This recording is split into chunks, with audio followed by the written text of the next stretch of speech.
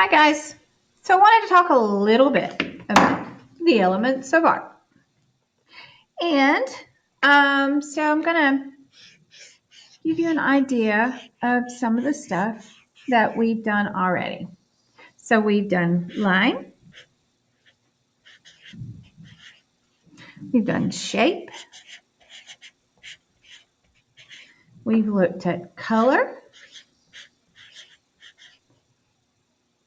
we've done a little bit of form, not a whole lot. We need to go back and revisit that.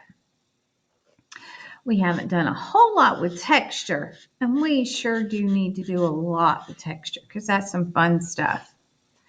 Line, shape, color, form, texture, value. I think we talked a little bit about value, but let's go over that again. And then today's lesson, I want to talk about space. No, not the kind with rockets and the moon and the sun and all of that stuff out there in outer space. This is space that we create in an artwork. Okay, so if we think about space as being something that is three-dimensional, when we look out, we see things that are closest to us are larger and things that are away from us are smaller. Okay, so if we look at what we call a picture plane,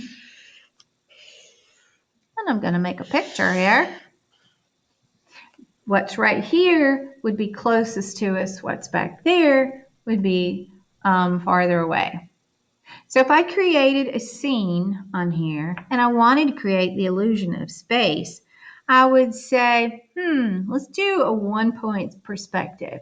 And I'm going to give myself a horizon line.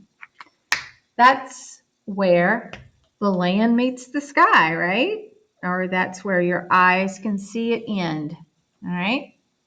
So we've got a horizon line, and I'm going to make it a little bit thicker. That's a big old horizon line. And when we do 1-point perspective, we're looking at a point along this line. And let's say I'm going to put my point out here somewhere. So let's say that I had a road that intersected that horizon line. So I'd have this spot out here where the road disappears.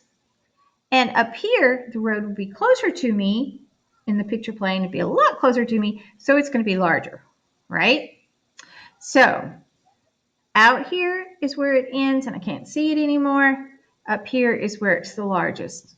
So I would start my road going something like this, and it would wind around and end way out there. But now up here, it's going to be bigger, and then it's going to get smaller as it goes away from me. Okay, so out there it ends. And let's say there's some mountains in this scene. There's my mountains. And so that right there is where the vanishing point is. So this is my road, or it could be a river. Let's just say it's a river.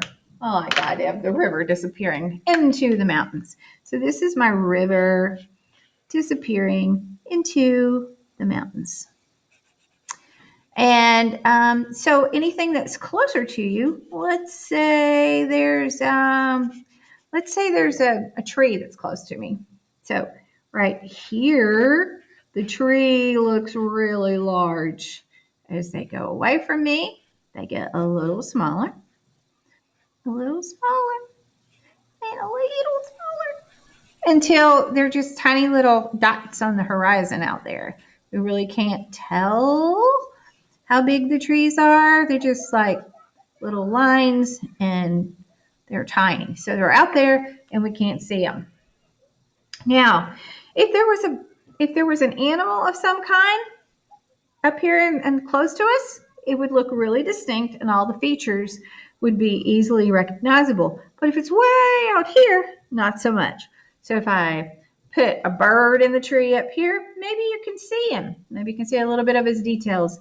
Way back here, not so much. So I can make some little birds in the sky like that. And then as they get away from me, way out there in the distance, you can barely tell what they are.